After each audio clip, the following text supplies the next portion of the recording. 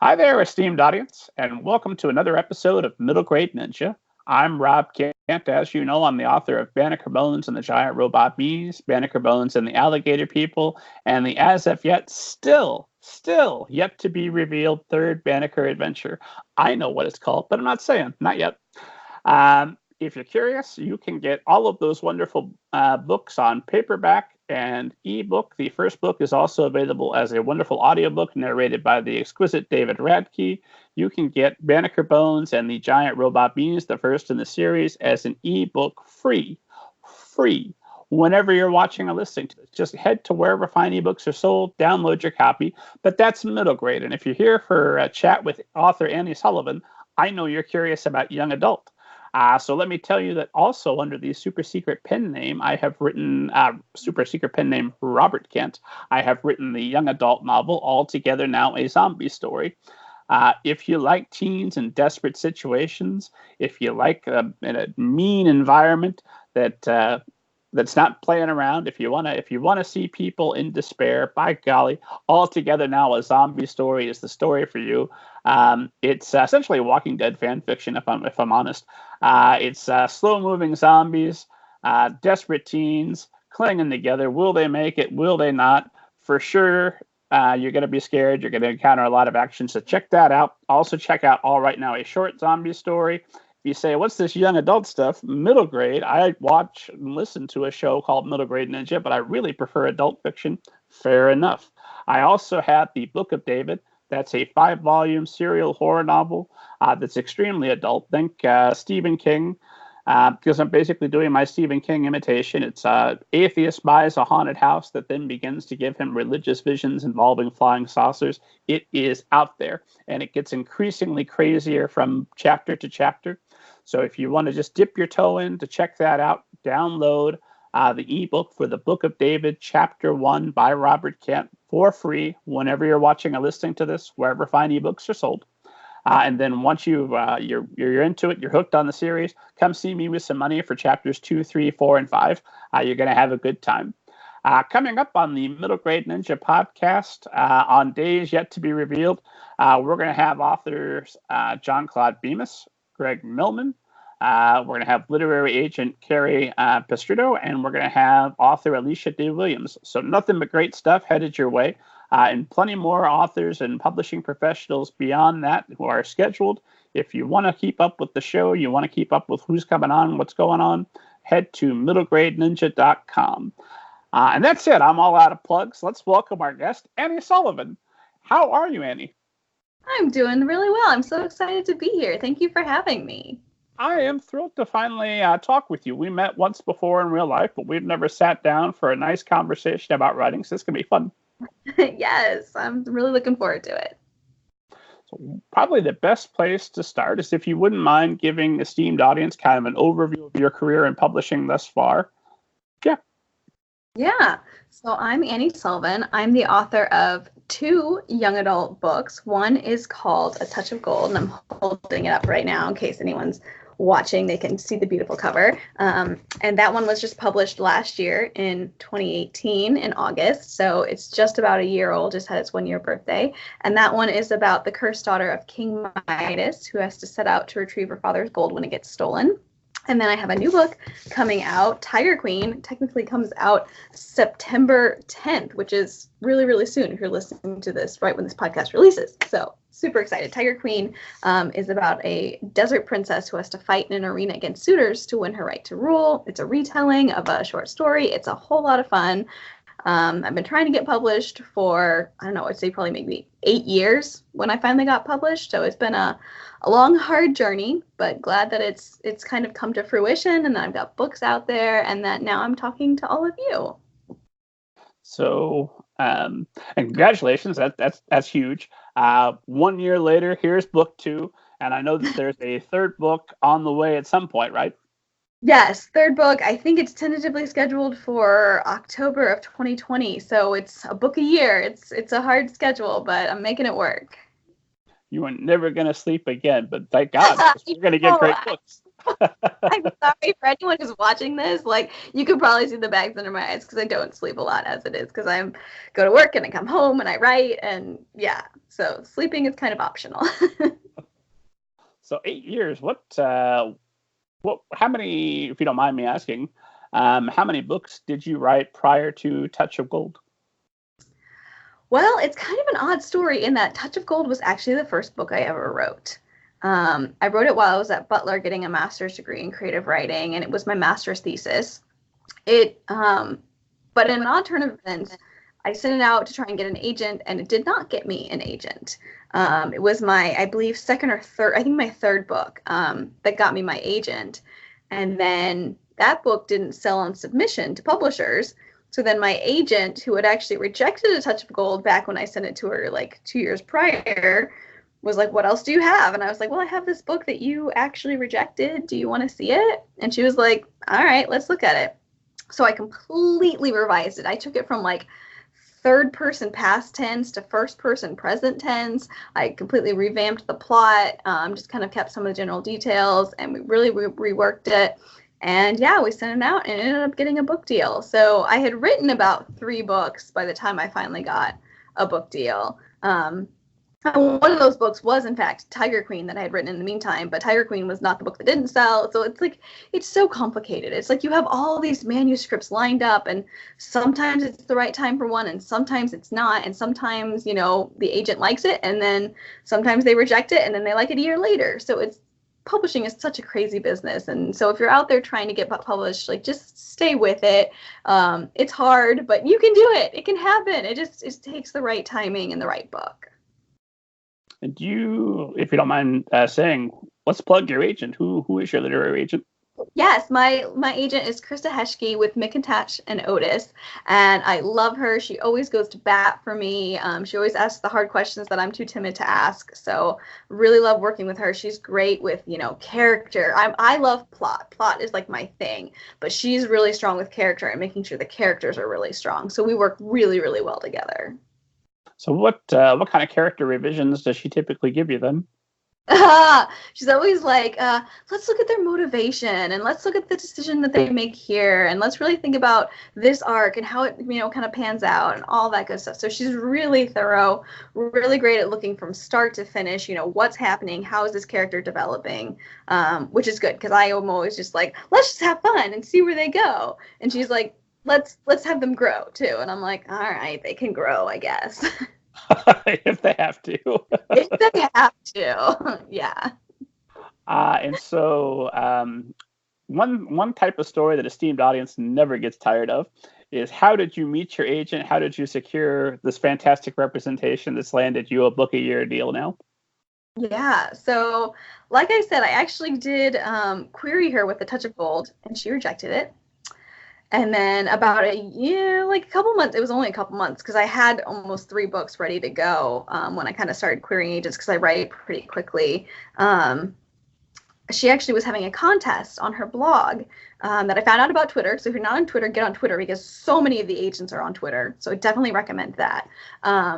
But she was having this blog contest where you just entered like your first 250 words, and she was randomly going to select a winner. But she had gone through and read all the entries, and so even though I didn't win, I'm doing air quotes here, didn't win, she liked mine enough to ask me, you know, what I'd like to see more. She asked me for more, and I was like, oh, of course. So, and I think we might get to this later, but oddly enough, I was on my way to Antarctica when this happened. So it's, she asked me for like 25 pages. So I sent those 25 pages, and then I told my sister, I had left my sister with like a manifesto of like its own book of instructions on like, here's what to do. I need you to check my email address while I'm in Antarctica because I'm not going to have the internet for like 2 or 3 weeks. And if an agent comes calling, I need you to like know what to do. So my poor sister had to like pretend to be me. And I've told my agent that she knows, because my agent came back after those 25 pages, and she said, I love this. I want the next, you know, I want all of it. And so my sister sent her all of it, pretending to be me.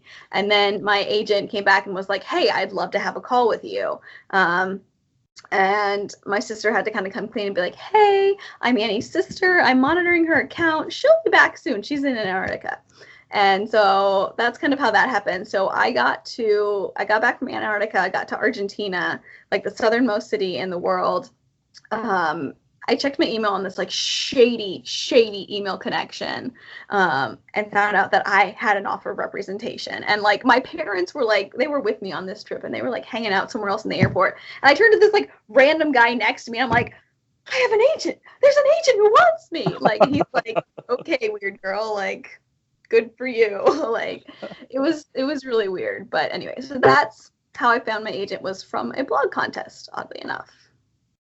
And what was the blog that held the contest? I think it was just her own blog. She had just mentioned it on Twitter. She's like, hey guys, send me your first 250 words and I'll randomly pick a winner who maybe won like a query critique or something like that. So definitely check out agents' blogs, because they tell you so often, here's what I want, here's what I'm looking for, all that kind of good stuff. So 8 years, and when the miracle finally happens, you're in Antarctica. I'm probably there. I know. It was a long journey. And I mean, I think that 8 years does include, after having the agent, that revising time, and the first book not selling, and then revising the next book and trying to get that one to sell, because it's such a long process. I mean, it can take months to hear back from editors sometimes. And so then you're hearing back and it's a no, and then you send out to more editors and you wait another couple months and it's a no. And so yeah, those years just add up really quickly. Well, I definitely want to talk to you more about your experience with Butler and your experience in publishing, because you're working in publishing as well. But we have to ask you more about Antarctica and your adventurous spirit. What took you to Antarctica? I love travel. I think as a writer, I want to see as much of the world as I can, just to inspire, my mind and landscapes and different things like that. I just really want to see, as much of the world as I can. And my parents have always been big travelers. So it's just kind of something that's been ingrained to me since I was little, that like, you should travel. Every chance you get, you should see something new, see somewhere new, meet someone new. And so that's what I love. I love to just go to new places. So then it kind of became my goal to hit every continent before I turned 30. And I think I was 30, or like when I hit them all, I can't remember. Maybe it was, I don't know, who even knows. But I did it eventually. So I did hit every continent, which was a huge goal for me. And it was just, it's just, and oddly enough, being in Antarctica is kind of, when I was down there, I wrote most of Tiger Queen. And so even though Tiger Queen is set in a desert that has no water, it's oddly enough based a lot on Antarctica, which is one of the world's largest deserts. Because it's so dry, it's considered a desert. And all I did was replace the stinging cold with the burning heat of you just can't get away from it. And then the snow that kind of hits you becomes the sand that kind of burns into your skin, because it kind of oddly feels the same when you're down there. So that makes a lot of sense. Right? Like, you wouldn't think you wrote a desert book when they were in Antarctica, but I did, and it worked really well. So between the actual environment and the temperature there and the temperature in your head, you were probably right about the correct temperature. Yep. And then I read this in your bio, and I have to ask this. You went diving with great white sharks in a cage, right? I did. I went cage diving off the coast of South Africa. I used the company that they often film with for Shark Week, and they even found one of their decoys they left behind. So we toyed a seal decoy behind the boat before we put the cage out, and got to see a small predation where it jumps out of the water a little bit. So it wasn't quite Air Jaws quality, and you know what Air Jaws is if you watch Shark Week, which I love. But no, it was super cool. I swallowed a lot of chum, which was not great, and the water was really murky. I thought I was going to get eaten at one point, but it was fine. It all worked out. I didn't get eaten, and I got to see some sharks. Well, I mean, if you were eating chum, wouldn't that make you more delicious? Right? I know. I'm already looking pretty good. I look like a seal when you get me in a wetsuit. So, I mean, I'm pretty short, so I'm like, seal. Chum. Get some chum in your mouth. My God, that's what shark could resist. It's like a turkey stuffed with good stuffing. I'm just stuffed with chum. Okay, wow. I'm sure readers or your listeners are like, what is going on here? What's going on is great podcasting. This is great. So have you not seen Jaws or 47 Meters Down or any of those movies that explicitly the point is don't swim with sharks? Yeah, I have. I actually love those I love the really bad sci-fi movies that are like the B movies that they just play on sci-fi on the weekends that are like Piranhas 3D. Like, they're great. Okay. I mean, they're not great, but I love them. So yeah, I don't know. It's the Jerry O'Connell one. Is that right? The Piranha 3D? I think so. That's a favorite of mine. So many, like Sharktopus. Oh, I just watched one. I think it was called like the Six-Headed Shark, where like the shark actually like uses its other heads to walk on land. It was insane. But anyway, I digress. I love bad shark movies. I love sharks. They're fascinating. I don't want to be in the water with them without a cage. I have. Not great whites, but other little sharks I have. I've gone scuba diving with them and snorkeling and stuff. But yeah, they're just fascinating creatures. So I really like them. I think we could be best friends. I love shark movies. Have you seen Bait 3D? No, I haven't. I think you had mentioned that one, and I have not seen that one. So movie night. Evangelist for this movie. I feel everyone should see it at least once before they die. It's been bumped down on my place of happiness by Crawl, because Crawl is a little bit of a better execution of that premise. But in Bait, there's a tsunami that comes in and brings sharks into a mall and into a grocery store. So they're swimming around, and the people are up on the aisles avoiding the sharks. And at one point, somebody has to get grocery carts and make a shark cage to safely navigate. Like, can I watch this? Because I need this in my life. You want to see it in 3D. I mean, 2D is not the same. Okay. I'm in. Widely available. It's an Australian film. It's like 4 or 5 years old now, I think. It might be older now. Time goes by. So this movie.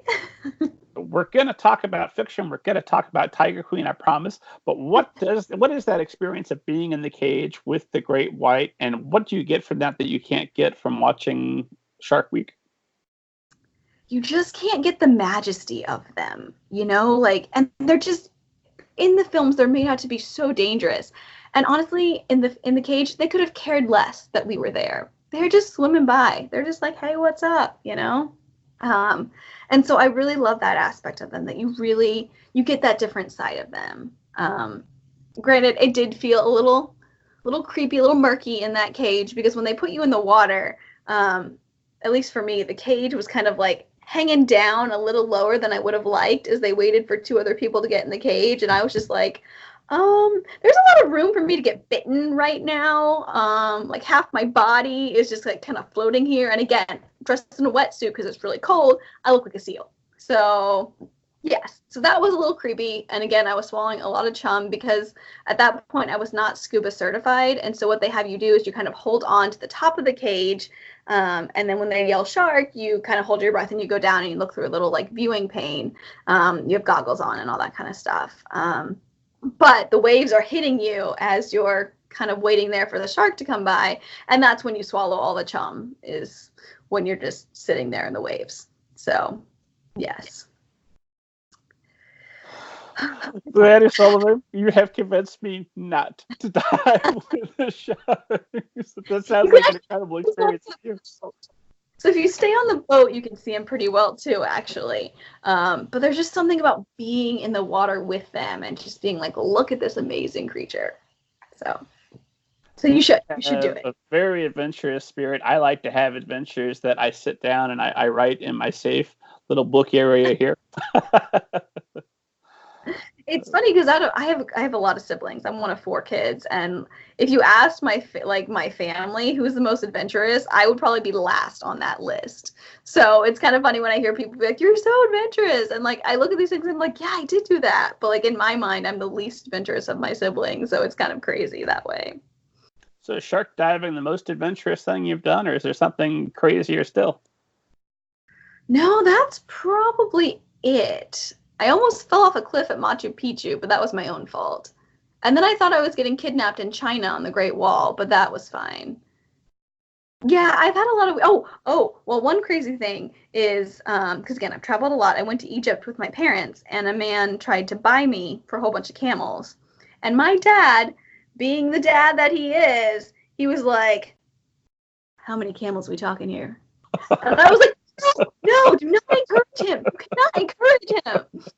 And my dad was like, man, if only I knew how to get those camels back to the U.S. And I was like, oh, Dad, like, come on.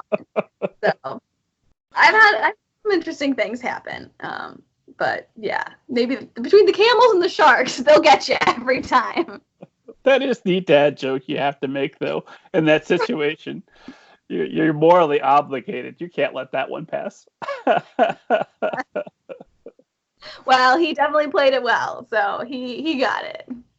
And I had a follow. Oh, I wanted to ask you, when you were in Machu Picchu, when you were in Egypt, did you have the sense that the Giorgio Tsoukalos is right, that Ancient Aliens has been steering us clear, that those things were clearly crafted by aliens, or do they look pretty well man-made to you? I mean, pretty man-made, but hey, who knows? It's not like we know for sure, right? That's true. And since we're here, admittedly, because I directed us here, Annie Sullivan, have you ever seen a flying saucer, and do you believe in them? Maybe I've seen one. I don't know. There was one time that I was standing outside my friend's house late at night. She and I were both there, and it was actually across the street from my sister's house.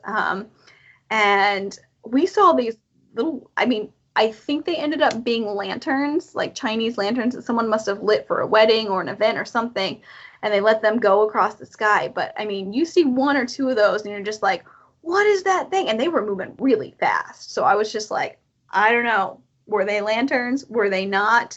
We never found out. So were they flying erratically or pretty straightforward but speedily?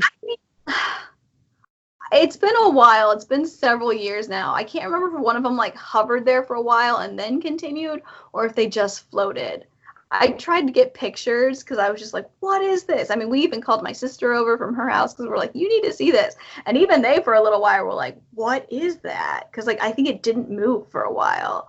And then it just started going again. So who knows? Mystery continues. They were probably space sharks. That's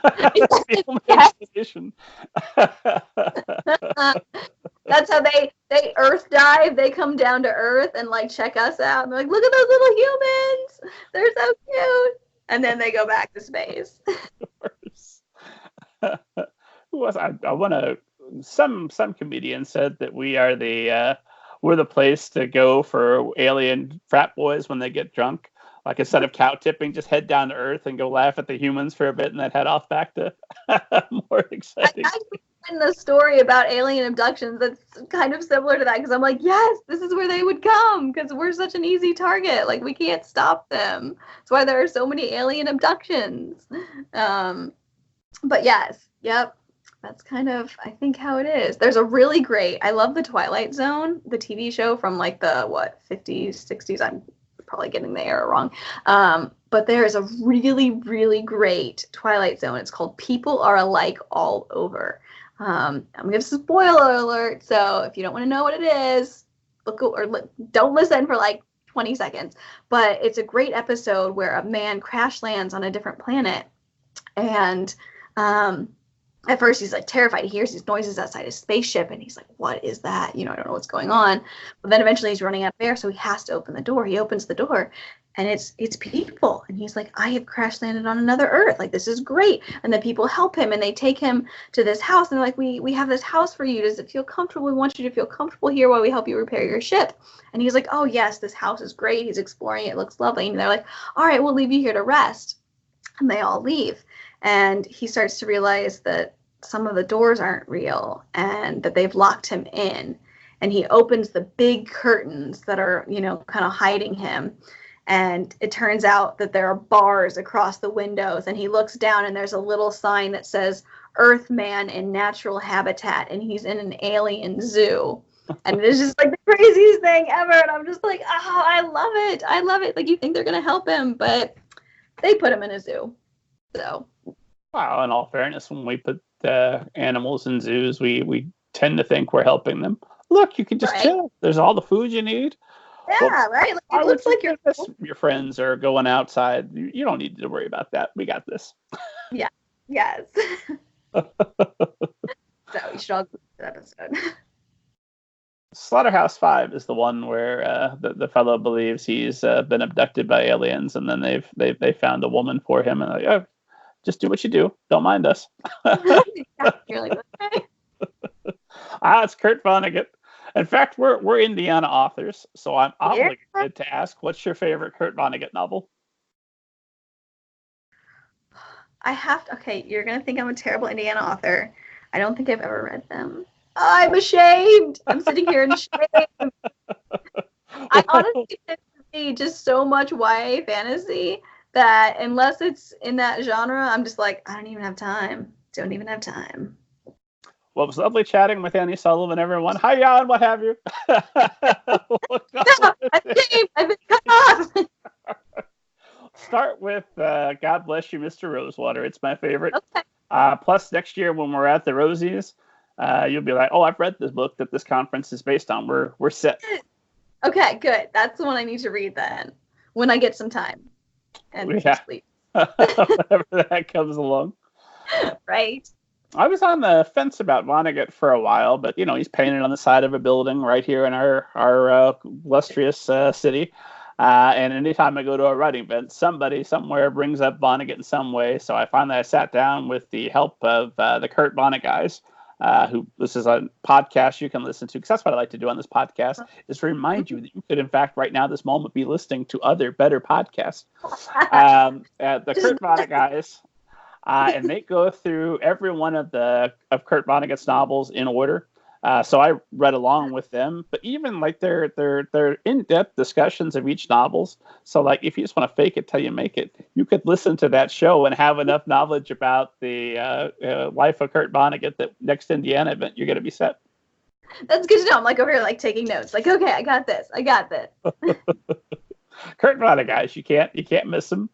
And then I wanted to ask you about Butler, because I like to promote the local universities. So what has getting a master's in creative writing, what has that brought to your writing that just a degree or a high school education wouldn't have brought? He asked facetiously. Yeah, no, I think it was an amazing experience. I loved being at Butler. They are one of the few schools in the area who were really open to me writing genre fiction. There are some people out there who kind of, don't appreciate or don't enjoy or don't want to work on genre fiction. And Butler was very supportive of that. They welcomed me. They had classes on young adult writing. And if nothing else, I learned so much there. You learn from critiquing others. You learn from, reading your own stuff and looking at it critically and getting critiques. But just having that time, sitting down and writing. And that's where I wrote A Touch of Gold, was in that program. And I'll kind of tell you a funny story of something that happened there, just to kind of show you how much I really appreciate them. So like I said, there are a lot of places that don't appreciate young adult. They don't appreciate fantasy, sci-fi, that kind of stuff, because they don't think it's literary fiction. And there are a lot of programs that only do literary fiction. So I thought, okay, coming into this program, they're going to ostracize me if I don't do literary fiction. So for my very first story that I turned in for a critique workshop, I was like, I must be super literary or they're going to hate me. And so I turned in this awful, awful short story about a man who accidentally kills his wife in a car wreck because he's too proud to wear his glasses, his new glasses. And so it's a really just sad, awful story. And I hate sad, awful stories. But I was like, oh, it's so literary. They're just going to love this. I turned it in and my classmates hated it. They just hated it. And I went out to my car afterwards and cried because they tore that thing to shreds. But then as I was sitting there crying, I realized you know what? That wasn't me. That's not what I want to write. That was me trying to be what I thought they wanted me to be. So I was like, all right, if I'm going to go back in there, which I thought about quitting right then and there, because I was like, maybe this is not for me. I was like, if I'm going to go back in there, I'm going in as me. And if that doesn't go well, we'll see what happens. So for my very second critique workshop, I turned in the first chapter of what would become A Touch of Gold. And they loved it.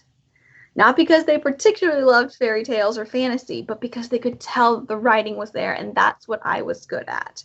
And so they encouraged me and they guided me. And so I really am very appreciative of everything that Butler did and taught me, and for the time it gave me to write and made me write, because, you know, you have to turn things in on deadlines.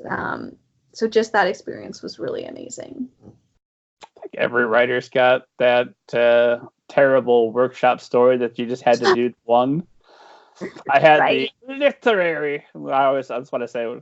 It's literature. I am an author. That's how I think when I read these Pushcart Prize winning stories that are really great for like the 50 subscribers to Pushcart. And the rest of the world's not aware of.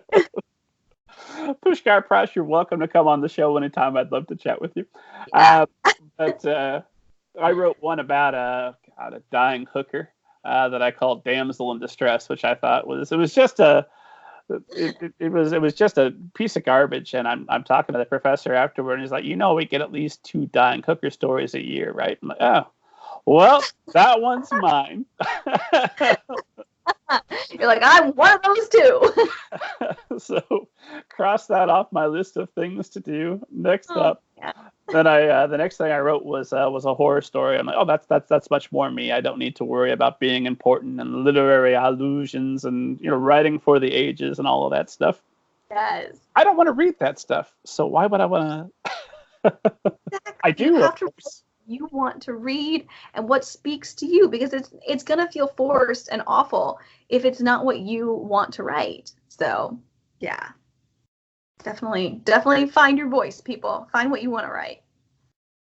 And while we're talking about Indiana, I would absolutely be remiss if I didn't ask you about your experience working with the Indiana Writer Center. Oh yeah, I love them. I've been a teacher there a couple of times, and just the students there, the quality of students is amazing. I love working with them. I love teaching there. I love how open everyone is to learning. I've taught a class on book publicity, and then I was going to teach one on like fairy tales, I think. I need to schedule another class with them actually at some point when I get some time. That's my whole life right now. It's like, I'll do that when I get some time. So the busy life of a writer, which you think would be like nice and quiet and you could be like a recluse, like living in your house, but no. So many other things you have to do. So, but no, I do love the Indiana Writers Center, and can't wait to do more with them. If it was an option for you to be a recluse in your house, miss, I've been to all 7 continents and I'm diving with sharks. Is that really something that would appeal to you? Yes, right now it totally would, because I'm just so tired all the time that I'm just like, I could do it. If I had like, food delivery service, I'd be good for a good long while. Or maybe I'd transfer to like a recluse on the beach every 6 months. I'd like alternate so I could still get a little travel time in there. That'd be perfect. I would be my recluse. Is that possible? I mean, if there was one way to be a writer and it worked out perfectly, I would have identified it by now, because I've talked to enough writers that I'm listening for those similar things. And as soon as I hear like 3 people tell me that we all do this and we are immediately successful every time, I'm like, I'm done. I'm doing that from now on. Yes. So far, I haven't identified it. Well, you let me know if you find out a way to be like a semi-recluse. I'm in. I think stay-at-home dad is the way to do it. That's why I'm so excited about my 5-year-old going to school full time now, as I'm able to get out and about and do more author events and things. I'm like, I'm out of the house, and I haven't listened to Elmo like all day. It's great. So here's a tease that I'll put in there for esteemed audience, because knowing that you have taught a class on book publicity, we're definitely going to talk about book publicity before we're done. But that's going to be the tease. That's going to be the stay with us, esteemed audience. I promise we'll get back to it. For now, let's talk about Tiger Queen. My God, we've teased it. Let's get to it. Yes. I am terrible about summarizing other people's book buddies. For those of you listening, we're making our Tiger Queen's kiss. It's horrible. So I'm bad about summarizing other people's biographies and other people's books, because when I get to the end of it, they said, that's not what my book was about. You didn't understand it all. So you're the author. go ahead and give the pitch to esteemed audience. What's the elevator pitch? What do they need to know about Tiger Queen?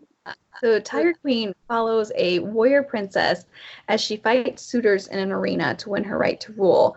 But she's also living in a kingdom that's running out of water, so she has to deal with water thieves. Who she's actually more worried about than the arena, until her last opponent is announced as the one man she's never been able to beat in a fight. So then she has to scramble to figure out how she's going to win her throne. And it might just mean teaming up with the people she never thought she'd side with. So it's a really fun story. It's based off of the short story The Lady or the Tiger by Frank Richard Stockton, which has an infamous cliffhanger ending. But don't worry, spoiler alert, I give it the ending it always should have had. So if you've read that short story, you will know that. Bold statement. Woo! Oh, yes. Don't worry. I have been dreaming about this book. I know you're probably going to ask me, like, well, how did you come up with this idea? I read that short story, The Lady or the Tiger, in like 7th or 8th grade, somewhere around there. And spoiler alert, actually, one of the people that I dedicated the book to was my English teacher, who made me read the story, because she had that big, I mean, the book wouldn't exist without her. But she made me read that story, and being the like good student that I was, who sat in the front row and, tried to get straight A's, she asked us at the end, because there's a choice that the princess has to make behind 2 doors. One is a tiger and the other is a beautiful lady that she has to send her lover off to either get eaten or live with her biggest rival. And so she has to make this choice, and the story ends before you ever figure out which one she made. And so when my English teacher asks us, which door did she pick? Of course, I raised my hand and I was like, oh, well, teacher, it could have been either one. And she was like, yeah, that's what the story said. I want to know what you think.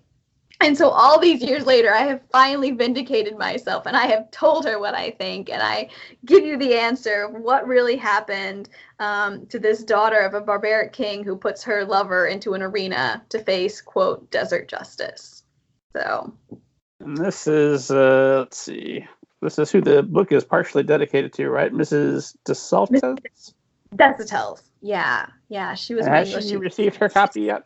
She is not. It's a surprise. She and her family and myself are conspiring to keep her from knowing until the launch party, which is coming up in about a week. I'm having a huge launch party at Barnes & Noble, and I'm going to surprise her there and give her flowers and just honor her and thank her so much for being such a big part of my life and of this book.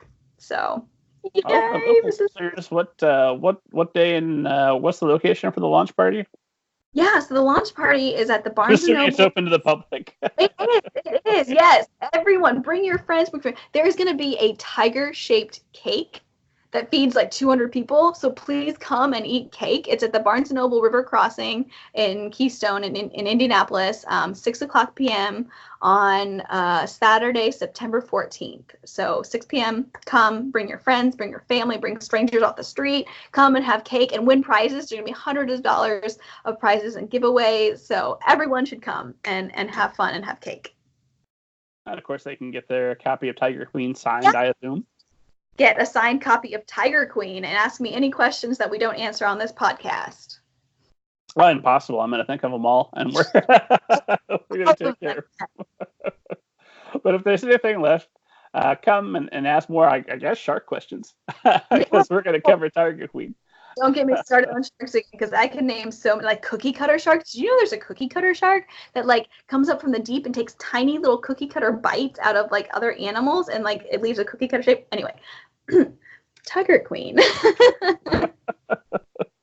So what?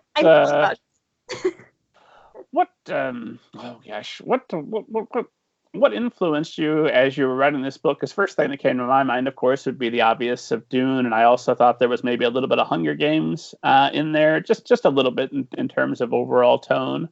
Because this is a mean book. I was telling you before we got started. That's what I love about it. It's just how mean and nasty it is. The environment they're in is harsh. There are things called assassin wasp. You don't get those in a nice place. It's not a concern. For grieving spiders, which are so named because if you get bitten by one, everyone around you will be grieving because you're about to die. It is a very harsh desert environment, and that's kind of what I love about it, is that, despite these horrible creatures that live there, these people still survive. And for a long time, they thrived there until they started to run out of water. And so I think that is just such a cool aspect of it. And so honestly, one of the biggest kind of vibes it has is a Robin Hood vibe, because people are stealing water to give to other people. And so there is that kind of Robin Hood feel to it. There's a little bit of, so it's kind of like Hunger Games mixed with Robin Hood. And so I really do love that aspect of it, because I loved Robin Hood growing up. And so this was kind of a little bit of my ode to Robin. And are you of the opinion that Kevin Costner is Robin Hood, and I will fight you if you say otherwise, or have you got a different Robin Hood that you imagine? Pretty much love any Robin Hood. I mean, I love them all. So I'm just waiting for Disney to make a live action remake without a fox. I want like a real person. Ooh, I wouldn't watch that. No, if you're gonna do live action, I want a fox. Or a shark. A fox can be forgiven if you replace him with a shark. That'd be fun. Shark Hood. We need to start a petition for Shark Hood. We'll set up a GoFundMe as soon as this podcast is over. We'll get it going. Now I've forgotten what I was going to ask you, because now all I've got is that stupid Bryan Adams song stuck in my head, because I'm remembering my misspent youth. Robin Hood, you were so wonderful. I just want to ask you, because of Shark Hood in your head, but Shark Hood, but with Bryan Adams. The best of everything. Yeah. I wanted to ask you about doing a reimagining type of tale, and then I'm going to get back to how mean the environment is. But because you've done this now twice with the somewhat Midas-ish retelling in Touch of Gold, and now The Lady and the Tiger with Tiger Queen. So what is it about using classic works as an underpinning that appeals to you? I mean, I just love looking at forgotten characters. I think, like I mentioned earlier, I'm one of 4 siblings, so I'm a middle child, and I like to say that I suffer from forgotten middle child syndrome, but it's even worse than like a normal middle child, because there are 4 of us, and I have to share being a middle child with another middle child, so I get even less attention than other middle children, clearly. Yeah, I know. Such a hard life I live. Well, maybe that's part of why your dad was thinking about those camels, because he's got 3 others, right? He's like, I don't have any camels. 4. Yeah, I'll just take some camels. No, I think it's that whole, like, I love looking at people who are forgotten. So, I mean, in the King Midas myth, it's all about him. It's about his power, and his daughter is just a means to an end. She's the reason that he realizes, like, when he turns her to gold, he's like, oh man, well, that was a terrible idea. And so she's just there as like his lesson to be learned. And I really wanted to give her own story. I mean, if you're turned to gold as a child by your father, that's got to leave some lasting side effects. So I really want to explore that. Like, what does it do to you? And, give her own adventure to go out on. And so I think that's kind of what appeals to me, is like looking at this story from a different angle. Like, what can I show you that you thought you knew, but you don't? So, I mean, in the Lady or the Tiger, it's, like I told you, it's a short story, but it's less than 4 pages. It's only a couple of pages long, and it's very repetitive in those pages. So it's like, there was a barbaric king. He was barbaric, and he lived in a barbaric kingdom. And so I really wanted to take that and expand it out into something new, into something you hadn't seen. Because again, you get this princess who has to make this decision, and it's almost not even about her in a lot of ways. It's almost more, again, about this barbaric king who puts her into this situation. And I was like, no, she's got to be hardcore if she lives in this environment. So I really wanted to explore her story and write about a hardcore female protagonist who can kind of take down the patriarchy in her own way, while learning who she is, while still being strong. So I think that's what I really love, is that you can take these stories and make them new. You know, you're not taking the fairy tales and saying, oh yeah, they have to be the same. Like, I want to write fairy tales where, like, if you've got, Little Red Riding Hood, you're not saying, oh, you can't go into the forest. You're saying, here's a sword, go into the forest and kill that wolf yourself. To give girls kind of that other lesson of, like, it's okay to step off the path, and here's the tools to do it. You don't have to stay on the straight and narrow. You can be the hero in this story. So I think that's what I really love most about retellings, is you can take the characters that we know and love and give them a whole new personality and more strength. Makes sense to me, and I'm being a little bit facetious when I ask that, because of course I repurposed Hemingway's story for All Right Now, a short zombie story. I've been there, and by teaching at the Indiana Writer Center, my students are always crushed when I point out that officially there are only 7 basic plots. So get ready, learn your musical scales. Now within that, you can play any number of wonderful songs, but get these basics down. Yep. There are only so many you can do, and so almost every story is a retelling in its own way. So I just make it more obvious. And so is the third book that's coming, is that going to be a retelling of some kind as well? So the third book is actually a sequel to A Touch of Gold. It's going to be called A Curse of Gold. We haven't revealed the cover for that one yet, but super excited about that one because it deals with a lot more Greek mythology, since the King Midas myth is a Greek myth. So it's going to have so much adventure, so much heart-pounding action. I can't wait. Can't wait for people to see what's in store. And I have a character who is kind of my version of Captain Jack Sparrow. So really, really excited about that character. Very fun. So look forward to that. That one's going to be released in 2020. Do we have an approximate month, maybe? I think October is what I've heard, but it keeps changing. So for now, we'll go with October. That sounds like a plan. And then getting back here to Tiger Queen, the one we can talk about, because it's available. Odds are pretty good. Unless you're listening to this the moment it drops, esteemed audience, you could go get your copy right now. To the library, to Amazon, to your local independent bookseller. Get to it. So let's go back to this idea of the barbarian king and a woman who has to be a warrior. Is it Princess Kateri? Am I saying that right? Mm-hmm. Yeah. I have been calling her Princess Katari. And I knew it was a little bit wrong, but I wanted it to sound like Atari, which is the problem with readers. Is because no matter how much work you put in, the readers are stubborn and they want to put their own little thing in there. It's just why the book works. You do what you want to do. And hey, once it's out of my hands, it's up to you. It was Princess Katari, and she was occasionally 8-bit. Yes. But she is exceedingly tough. I mean, she's Batman. She's got swords. At one point, she's putting on her sandals, and she's putting weapons into the sandals to make sure they're in good place. And her training is relentless. I believe her father and her king, I suppose, locks her in her room for 3 days with fire-legged flies, and the idea is that she can't come out until she's burned by these nasty little flies that populate the environment.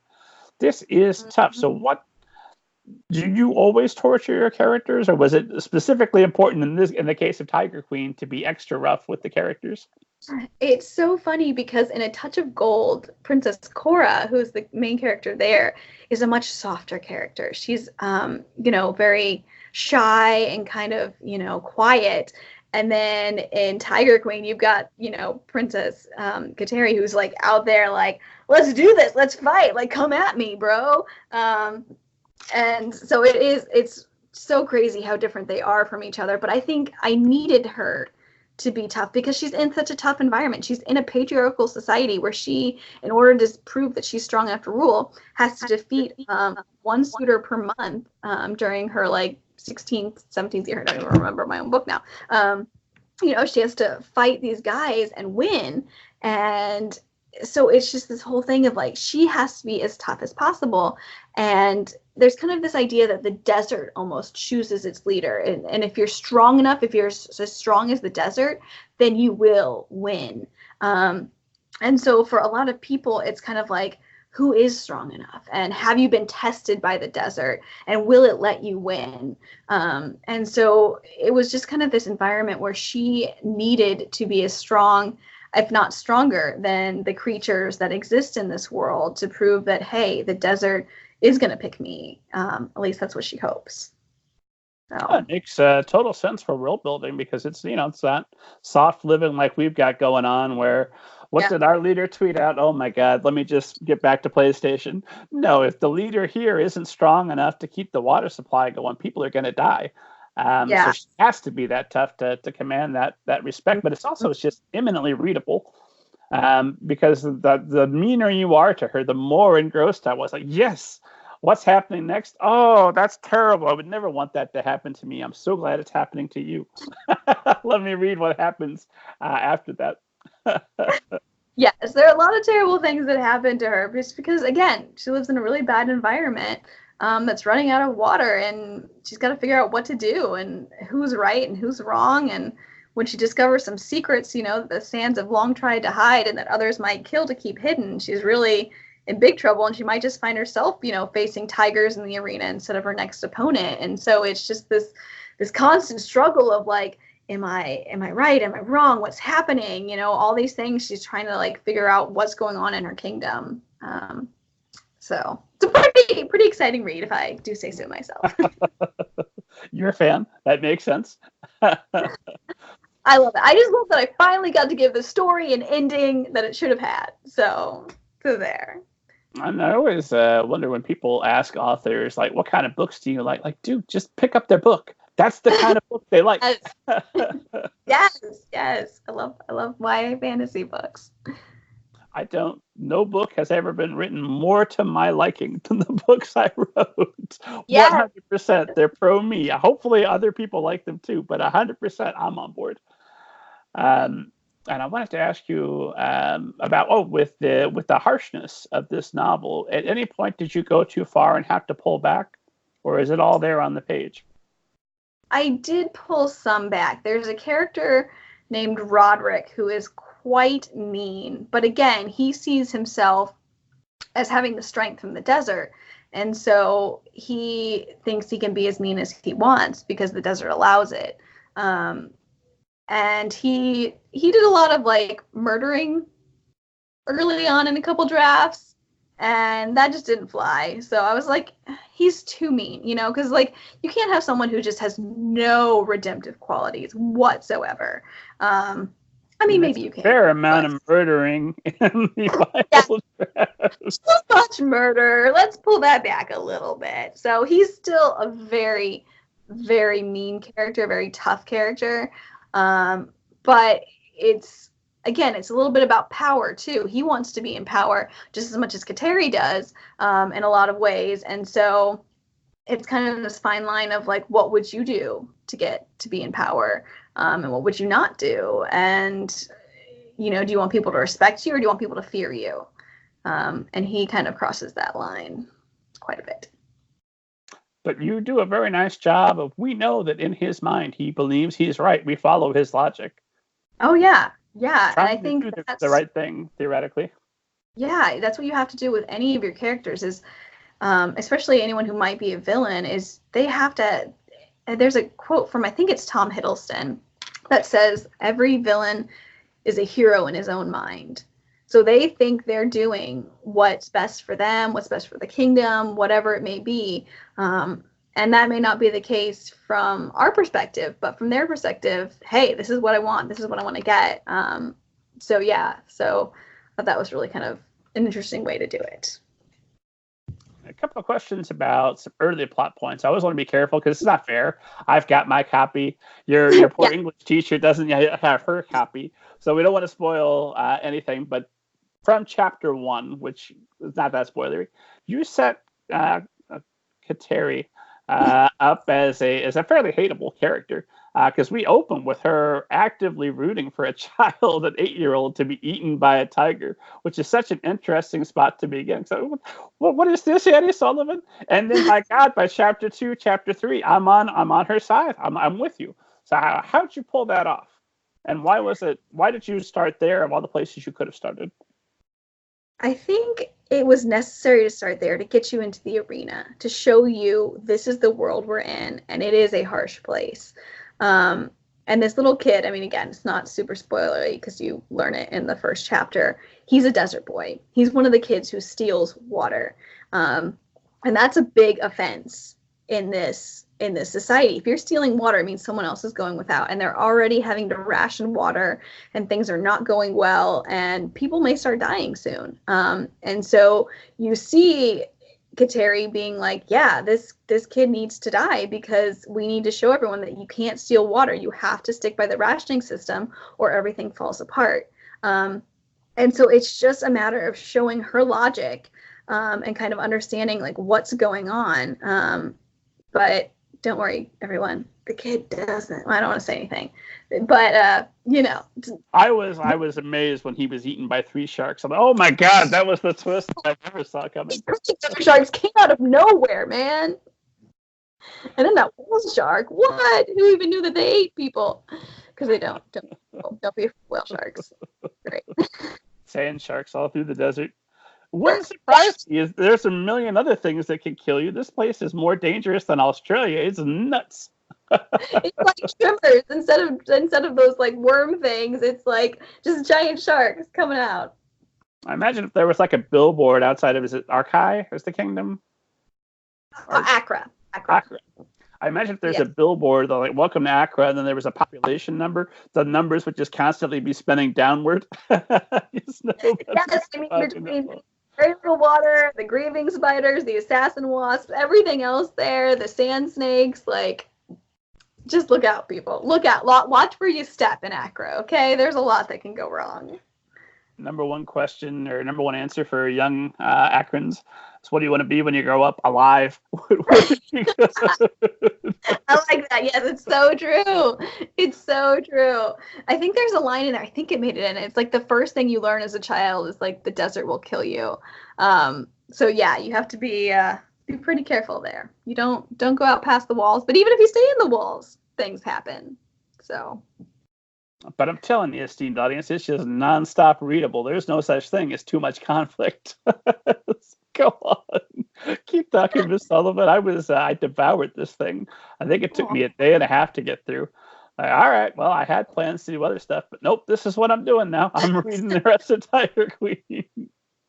That's good. I'm so glad it hooked you. That's always what I love to hear. So.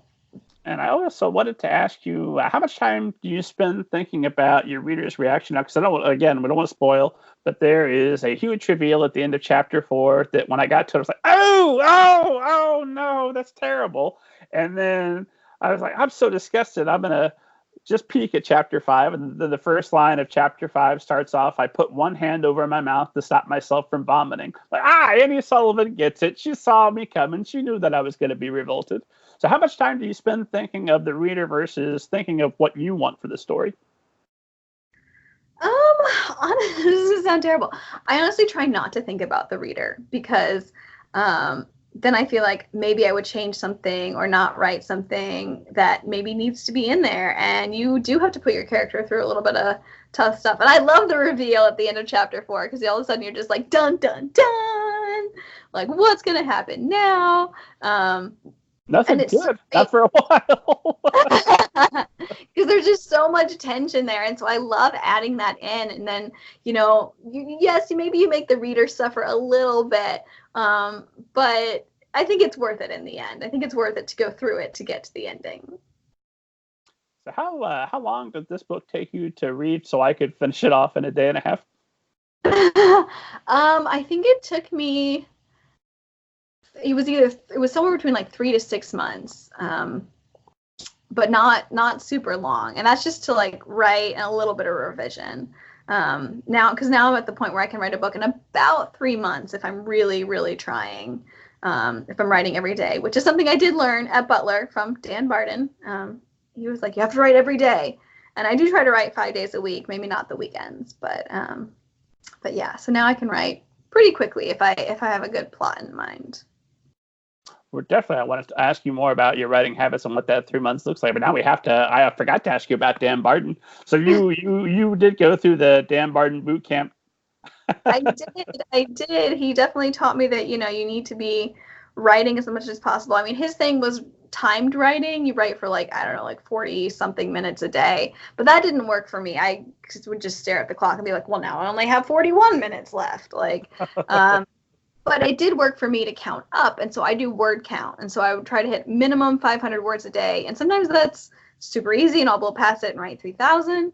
But sometimes it's, a super busy day and I've got a lot going on and I don't get anything, I get barely those 500 written. But having that goal makes it more like a job, makes it something that I have to do, that I have to get done, that I won't feel accomplished during the day unless I do it.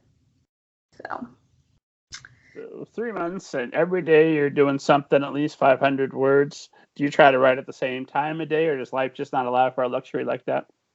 It just depends. Like, if I have a lunch break, maybe I'll take that. If I wake up early, I'll try to do it then. Mostly I write after work. And that's when I do my best editing as well. It's kind of before dinner or after dinner, somewhere in there. So it's kind of like go to work, come home, write, eat dinner, write some more, go to bed, do it all over again the next day. So yeah, it's kind of it's a long schedule, but if you want it to be a job, then I feel like you really do have to treat it like a job. You have to schedule time. You have to show up day in and day out, even when you don't want to. Do you have, I'm fascinated by little writer rituals that go into starting a day. Like, I don't sit down until I check the internet for at least 20 minutes. And then I walk around the house a little bit. I've usually got my cup of coffee with me. And then depending on what I'm working on, I usually pick out one or two songs. If that's the theme song, that's my Pavlov's bell, that when I hear that theme song, that puts me in the mood of the story. So like, for example, when I was writing my zombie stories, it was always Johnny Cash, I See a Darkness, because by God, if it's the zombie apocalypse, you're going to want some Johnny Cash. And then I hear that and I'm like, okay, I'm in the frame of mind. So do you have little rituals that get you into the story? I mean, I do listen to music when I write, and I'll usually put a song on repeat. It may not be the same song every single day, but usually I'll listen to the same song a couple days in a row. So it is kind of, like that Pavlov's bell of like, oh, I should be writing right now. So that definitely helps. And I either write in my bed or on my couch, just somewhere comfy. So yeah, it's just kind of more of like sitting down and doing it. I don't really eat snacks while I write. Some people are always like, what do you eat while you write? And I'm like, nothing, because I would spill it all over my computer and no one needs that. Or I would get crumbs all over my bed or my couch. So don't want that. But I do, like, for Tiger Queen, I listened to the Katy Perry song Roar on repeat for a good long while. Because it does. It's thematically appropriate. Yeah, it was. It worked so well. And it was all about her, like, facing down these tigers. Because the music video was in the background. And so I would just, like, occasionally catch a glimpse of it. And I'm like, all right. And then I would, like, study the tigers in the video and, like, their movements and all that good stuff. So, yeah, I definitely think music is my biggest kind of, like, writing motivator. I'll just tell you this short, funny story. So, I love the TV show Say Yes to the Dress, where women go and buy wedding dresses. And in a couple of the seasons, they have this new song at the very end of the show. And I really liked the song, so I looked it up and I started using it for a certain story I was writing, as kind of like that. Instead of Roar, I was listening to this other song from the show. And then every time I would watch that show and that song comes on, it is literally like Pavlov's bell. I hear that and I'm like, I should be writing that story right now. Like, it just happened. So I think if you can kind of get in that mindset, like, it works. Like, now every time I hear that song, I'm like, oh, I should go work on that story. So maybe pick Elmo or something. Like, if you're a stay-at-home dad, every time you hear Elmo, you're like, oh, I need to go write right now. Like, make it work. Make it work. Disaster. What happened is the moment I went to sit down to write, then there would be Mr. 5-year-old himself. Hey, I need this, Daddy. You thought I was watching Elmo, but I need the following 5 things. Like, yes, son. Right. I had to stop watching The Leftovers because it was a show that hooked me for the music. And I loved the soundtrack, and I was actually annoyed that the soundtrack was so beautiful it wasn't being used for a better show. So that became my Pavlovian bell for the Book of David. And then I never watched beyond the first season of Leftovers because I was like, the show is doing its thing. I'm going to have a much better story, but I'm going to use that music. So when the music would come on the show, I'd be like, nope, that just makes me think I should be writing. I'm not being entertained anymore. And awesome. I wanted to ask, well, maybe I just wanted to blow up Dan Barden because I never had an opportunity to talk about him on the show, and I quote him every class I teach. I don't know if he ever gave you his metaphor for when he worked construction, that if he'd come to the construction site and he'd looked at it for a minute and he'd had a cup of coffee and then he looked at the building he was supposed to be working on and then he went and he got a donut and he sat back and then he thought, I can't do it. I just can't do it today. And then walked off the lot. That was not a successful job he was going to keep. But that metaphor has been locked in my head forever that no, writing is a job when you come to it. Get to it. Mm-hmm. Yeah. So that's it. Dan Barden, author of John Wayne and novel. We love you. Yes. Yeah. Would not have gotten to that 500 words, a day kind of thing if it weren't for him and his idea that you really do need to write every day. So thank you, Dan. It's hardcore. In fact, at one time he cornered me after a class in the parking lot and he said, "You know what your problem is, Kent?" I'm like, lots of things, probably. He's like, well, this particular problem today is that you're just not drinking the Kool-Aid. I was like, what? It's like, yeah, everyone's drinking the Kool-Aid. You need to drink the Kool-Aid. I'm like, man, you know that metaphor for Jim Jones ends badly, right? This is not making me want to fall in line. And he's like, well, I mean it in a positive way. I'm all right. Thank you, Mr. Barden. I will take that into consideration. But the construction thing, dead on. I wanted to ask you also about your day job because unlike a lot of writers, you're not doing something completely unrelated because you're with John Wiley and Sons, and you are a copy specialist right now. Yeah, it's basically like a copywriter. So all those fun emails that you get that are like, hey, did you remember to use your 20% off coupon? You should use it now. Like I get to write those. I get to proofread those. I do a lot of like blog post articles. It really just depends. Sometimes I'll take because I work in content marketing, which means I might take content we already have, like a chapter from a book that we have, and turn it into a blog post or short little like social media bits, something like that, to say like, hey, if you liked this, you should read the rest of the book. And most people probably don't even realize that they've heard of Wiley Publishing, but they probably have. They've probably heard of our Dummies books. So like Computers for Dummies, Raising Dogs for Dummies, all that good stuff. Writing Fiction for Dummies, all those good kind of books. So it's kind of fun. I really like what I do. I love my team. They're great. But yeah, it's nice to be in the industry. And so, we had mentioned publicity earlier. I actually used to work in publicity for Wiley before I moved back to content marketing. So number one, how do you work in publishing, all day and then come home and get fired up anew to do more publishing? I think that kind of saves it is that I'm doing very like different work in a way, it's not as creative. It's a little bit more serious, because like the emails that I'm writing might be directed towards teachers or administrators or business people.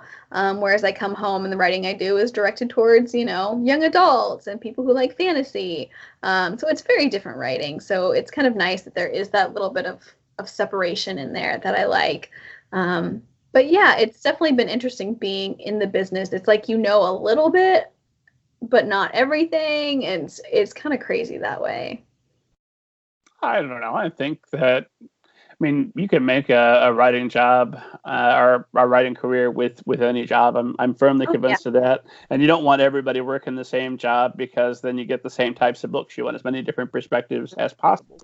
But at the same time, having spent 8 to 12 hours a day waiting tables at one point early on, and then coming home to my writing. And just being exhausted, it would have been nice if that 8 to 12 hours that I spent, can I get you more coffee, sir, had been a little bit more focused on publishing and getting information. So what does that bring to your writing career, working with Wiley all day? Oh yeah, I mean, I think it brings great opportunities because you get to work with other authors. You get to kind of see what they're doing. You get to read what other authors are doing a lot of the time. And like I will help other authors work on articles, which then helps me think, oh, hey, I should write an article related to XYZ based on my book. And so I do a lot of articles about, writing and publishing and all that kind of stuff. I either share them on my blog or share them on other websites, things like that.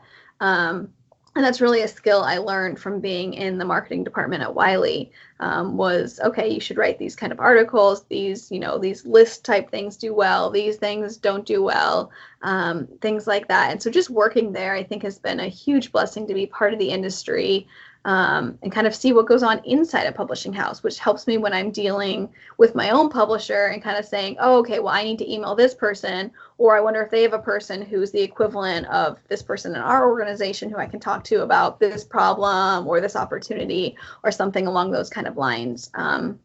So yeah, I definitely think it's been a huge blessing overall, and I love working there, and I love working with words and all that good stuff.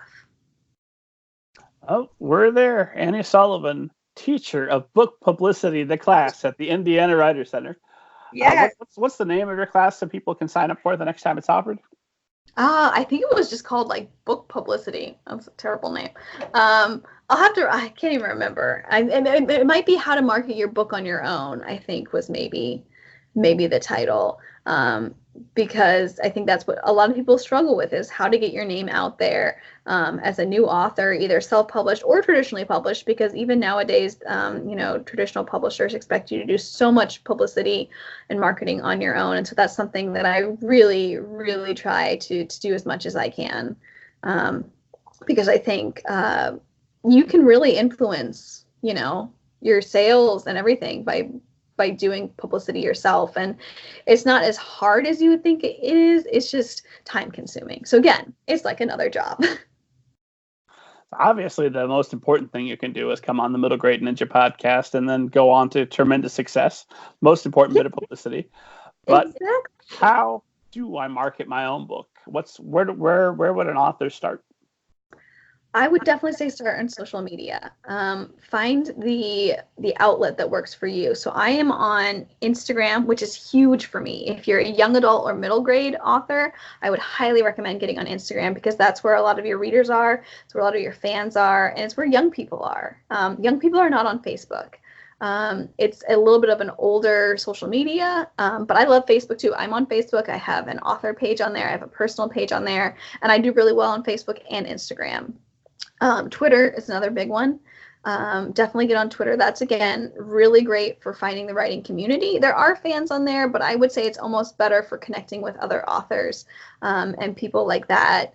Pinterest is okay, but not going to get a huge amount there. And there are kind of strategies for each different one. Like for me, for Instagram, I do a ton of giveaways. That's how I gain a lot of followers. But I also just do a lot of just pretty book pictures. It's called Bookstagram. It's one of the hashtags. So definitely look into using that hashtag. Search it. See what other people are doing on that hashtag. And do pretty pictures of your own book, but not just your own book. I mean, the biggest part of publicity is not just shouting like, read my book, read my book, read my book, because people are going to get bored of that. I think they say it's kind of like the 70-30 rule, where 70% of the time you're sharing other content, whether that's industry news or funny memes or whatever it is. And 30% of the time you're sharing your own content. So you're sharing like, hey, pre-order my book. Hey, look at this new book I have coming out. Hey, I'm doing a cover reveal, like things like that. So they say that you kind of like should do that kind of, weighing of how much you should do for each one. But granted, you also have to keep in mind that it often takes people, I think they say 7 to 8 times to see your book cover before they will stop and really take notice and be like, okay, wow, hey, I've actually been seeing this a lot. And seeing something 7 times is hard, unless you're really getting people to share it. So like I have a street team who helps share things. I did a huge pre-order campaign and asked everyone to share pictures of the prizes they got. I'm giving away like an enamel pin and a signed book plate and a creature guide, so you can learn all about like the assassin wasps and the grieving spiders and the scorpions and the snakes and all that good stuff. So I'm doing that as well. So like there's this kind of that aspect of it too. So pre-order campaign can be another great way to get publicity, because it can be expensive because I'm financing mine myself. But it's a great way to get your name out there, to get people to share pictures of that signed book plate and the book cover with their new enamel pen that they just got. I'm kind of like babbling this one because there's so many things you can do for publicity. You can do giveaways on Facebook. You can do giveaways on Twitter and Instagram. You can do kind of a book swap with other people where you do like a group giveaway. I just did this and had really good success with it, where 6 authors got together and we all posted on the same day of a giveaway. And we said you have to follow each of these other, 5, 6 authors, however many there were, and comment and tag one person to be entered, and make sure you follow all of us. So as soon as people would follow all of us, I probably got 200-300 followers easily in a couple of days, just from that one giveaway of teaming up with a couple other authors and giving away 6 books total. So for me, giveaways are huge. Like, that's one of my favorite things to do to really get out there. You can have something where like maybe people on Twitter have to retweet something to be entered to win. So then you're getting tons and tons of retweets. But you also, there's so many things to think about with publicity, because again, if you're on Instagram, I typically wait to post until about 8 or 9 p.m. because that's when I get the most traffic. Because if you think about it, if my audience is young adults, a lot of them are in school until 3, 4, maybe they've got homework and things like that. They got to have dinner. So I try to really think about when I'm posting. Whereas on Twitter and Facebook, it tends to be a little bit of an older crowd who might be taking a break at work or who might be retired. So maybe 9 a.m. is a good time to post, or, 5 p.m. But think about where you're located in the country as well. What time zone you're in, because maybe noon is a good time to post, because if you're in the Eastern time zone, because you're getting all of the people who live on the East Coast at noon on their lunch break, and then you're getting all the other people maybe in California at 9 a.m. who are on their way to work, commuting, or something like that. So really think about timing and which outlet works for you. Are you a Facebook person? Are you a blogger? Maybe a blog is the way to go, but definitely just make sure that you're finding one that you can be consistent at. So are you updating your Facebook, if you have an author page every single day? Are you, posting an Instagram picture every day? What are you doing to get yourself out there? Sorry, that was a really long-winded answer. There's so much you can do for publicity. That's why I teach an entire class on it. Now I'll just sit back and let you take over for the rest of the podcast. This is great information. So come, I'll try to offer my class again. You can all come and learn about, there's so many different things. There's this website called Haro, Haro. It stands for Help a Reporter Out. And it's something it's free to sign up for with your email. You'll get, I think it's 3 emails a day. Make sure they don't go to your junk folder. And it's literally just people, reporters, and people who are looking for sources. It can be someone who's looking for a doctor who's a specialist in one rare genome thing, or it can be someone who's looking for, people who work out every day. What's your best workout strategy? It runs the gamut of just everything. And you really do have to comb through it. It can take time, but every once in a while there'll be a book related thing, or one time it was a travel thing, and I was I'm a travel person, I'll answer that one. And so that can be a way to get your name out there and kind of get some bylines and things like that. So definitely check that out. Again, it's free to sign up for Help a Reporter Out. You can reach out and say, I work out in the following ways. By the way, I'm Annie Sullivan, author of Tiger Queen. Here's a link to everything. Yes, exactly. I am a runner. I do some running, so I'll have to be oh yeah, I run. You can't if you're just listening right now. I'm mimicking running, which is really great, really cool. But yeah, I run and I think of ideas and all that good stuff. So running helps with ideas. And with a giveaway, this is a question I always wonder, because I'm forever have my half cynical hat on.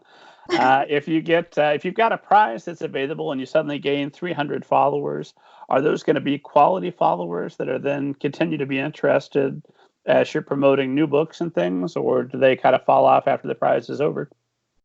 I've actually had really good success with them being quality followers. And I think that's because when you're giving away books and things like that, I often ask people to tag up to 3 people, depending on how big the prize is. So it might be 1 person, 2 people, 3 people.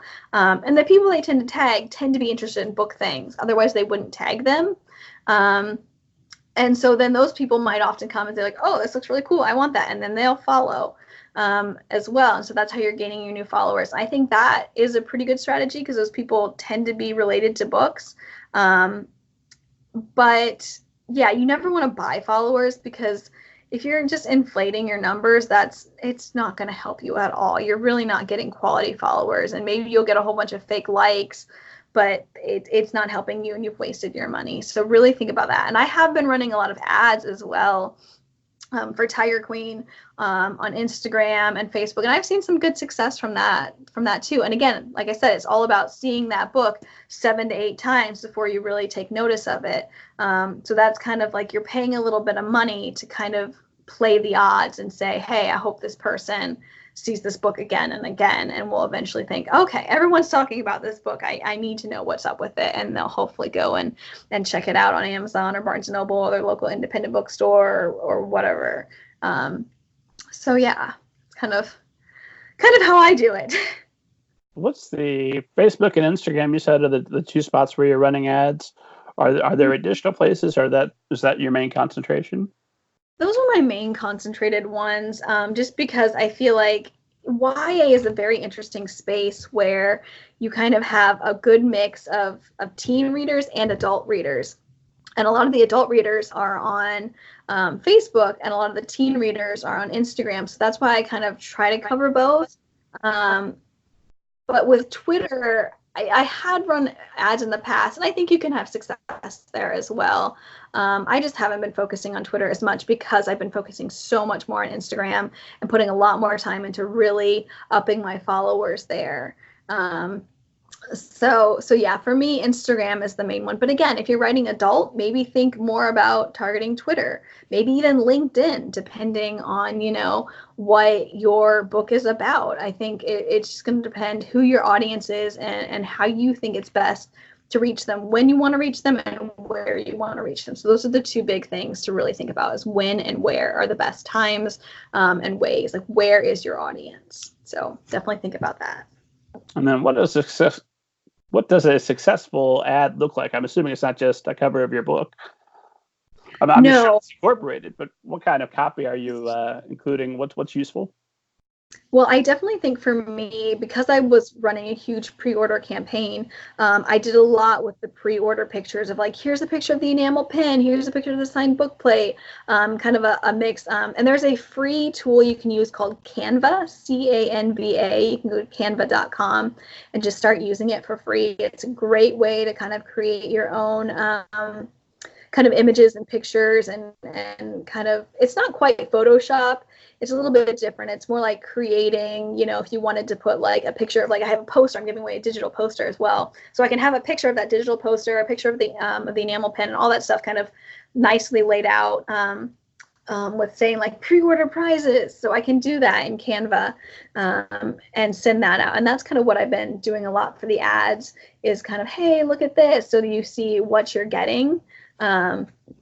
But you could do, I also boosted, I had a little book trailer made. My publisher made a book trailer, which is kind of like a short little like 20-second video of like, sand in her veins, blood on her sword, a kingdom in the balance, which is our tagline, with some cool images in between. So that's definitely something that you can do as well, is make a short little video to share. My videos do really, really well online. And the one thing that I like about sharing videos is that you can track how many views you get. So with a normal like Instagram post or Facebook post, you don't get to see how many people have seen it.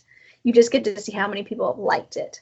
But with a video, you can see how many views it's gotten, which is really, really helpful, I think, in seeing like who you're reaching and how many people you're reaching. But just remember, if you're going to upload a video to Instagram, it has to be under 1 minute long, or it won't upload. You can only go up to a minute. You can go live and go longer than that. But if you're going to upload a video, it has to be under a minute. But yeah, that's one of the best ways. And even you can take, I'm trying to think, I have an app on my phone called Werble. I think it's Werble. I think that's what it's called. And it's an app that I use to create pictures. Or basically, I turn pictures into like GIFs or videos or GIFs, whatever you want to call them. I'm going to call them GIFs because that's what I call them. Okay, people. But you can basically take a picture and turn it into a video. So like one thing I did is I might take a copy of the book cover with some text or like a quote from the book with it, and I'll animate the eyes a little bit so they kind of like glow. Because I don't know if anyone who's actually watching can kind of see that there are these nice green eyes on the cover of Tiger Queen that I can kind of take that Wordle app and make those glow. And so even though it looks like a picture, it actually turns it into a video. So then I can again see how many people are seeing that. And so that's how I really like to do that with my pictures, is turn them into something just a little bit more, a little extra special. And then you get that added bonus of having that extra metric that you can see. So I really like that as well. For those of you who are just listening to the podcast instead of watching us, go to middlegradeninja.com where I'll have the cover for Tiger Queen posted. Then refresh that page 7 times, and it'll get you in the mood to head to Amazon. It'll be a big win. Yes, it's a great plan. Everyone go and do that, please. And I wanted to ask you, with being traditionally published, I'm assuming that you get your feedback, twice a year when you get your royalty statement. This is how many books sold. You don't have your KDP where you can go in and get your live updates for how many books are actively moving. So how are you able, beyond the video watches, how are you able to evaluate the effectiveness of your marketing campaigns? So, yeah, I mean, the good thing is that for like Instagram and Facebook, they do give you a lot of metrics. So they will show you, here's how many people saw your ad. Here's how many people clicked on it. Here's how many people like actively engaged or commented. So that's kind of nice, is that you do get those metrics. But other than that, like, I mean, for at least the pre-order ones, I could say, oh, okay, I just launched this ad and I saw 10 new pre-orders come in or something along those lines. But it definitely does depend. Sometimes I think the ads are successful, sometimes they're not. And again, maybe that's the ad, maybe it's I picked the wrong audience. But the thing I do like about Facebook and Instagram is you can create your own audience if you want, which I highly recommend that you do. And so I go through and I pick, you can pick like interests, you can pick things that they might like or that they follow. But for me, I create a whole group of things like, I want someone who reads the Harry Potter books. I want someone who watches Disney movies. I want someone who, likes reading or loves books. Like you can choose those things from the drop down. So I highly recommend you think very, very hard about what your typical reader might enjoy and focusing on that. Like maybe they do epic reads, which is a kind of a book group, or maybe they just love tigers. And so I can focus people who follow a group about tigers or something like that. So yeah, that's kind of the good thing, is you really can drive down into a market that you think is most likely to buy your books. And I'm sure all of this takes an incredible amount of time. And this is after you've been working all day doing something somewhat similar for the day job. And then you come home and you get your writing, you get your minimum of 500 words. So how much time are you setting aside for your social media stuff? And when are you doing it? It does take quite a bit of time. And so for like Instagram, which is again where I'm focusing a lot of my content right now, is kind of on Sunday afternoons, I will go and shoot a whole bunch of Instagram pictures. I have it's a Lightbox studio that I got off of Amazon. It's like 2 feet by 2 feet. It's kind of like a big white box that has really great lighting in it. And so I've been using that a lot to take really cool, again, Bookstagram pictures. So I might spend, 2-3 hours on a Sunday afternoon taking 7 photos, and then I've got those for the week, and I can just upload them each night between 8 and 9 p.m. when I'm getting good traffic, when people are kind of winding down for the day. So that kind of does take time. The good thing about, the whole ads that I mentioned of like, targeting, Harry Potter readers or whatever, is that if you save that, you can save that audience and name it. And so I name it my YA audience. And then you can just keep using it. So like you don't have to continually set it up each time, but you can keep editing it and maybe say, oh, okay, well, for this ad, I don't want, Harry Potter, I want Hunger Games instead. Which, I mean, you could have both. I mean, you can make a really big list. I have like 20 to 40 things on there of like interests. But yeah, so it definitely does. It does take time. It takes money, which is often hard too. As a starving artist, you got to be like, all right, I'm going to pay, $50 to boost this for 3 days. Because that's what they call it on like Facebook and Instagram. Do you want to boost this post and get more followers and more engagement? And I'm always like, yeah, $50. And then I'm like, oh wait, I just spent like $200 in a month. Because you're all of a sudden like, it wasn't that bad. But then you're like, oh dear, 200. So it can get expensive. So just make sure you kind of have a budget in mind as well. Because otherwise it gets easy because they like to show you, like they have this little like line of like, if you do $10 a day, you get 3,500 people. But if you do $15 a day, you get 6,700 people that might see it. And so it's like really easy to keep like creeping upwards to be like, oh yeah, I want 100,000 people to see it for $100, like, or whatever it is. So just be careful there as well that you're not, wasting your money, and kind of start small and run a few ads, see if you get any sort of engagement whatsoever, and kind of go from there. Theoretically, 6 months later or whenever all that investment's coming back, right? I hope so. I hope that's the goal. And I mean, I'll admit I spend a little bit more probably than most people just because I want this. Again, I want this to be a career. And so it's more like investing in the early stages now. So people hear about A Touch of Gold and Tiger Queen and might say, oh, that sounds like a cool book. I saw an ad for that. I'm going to check that out. And then hopefully, yeah, it'll pay off later when I don't have to do as much marketing, because people will like know who I am. And I'll be like, yes, you know me now. I don't have to spend, $200 a month on advertising or something like that.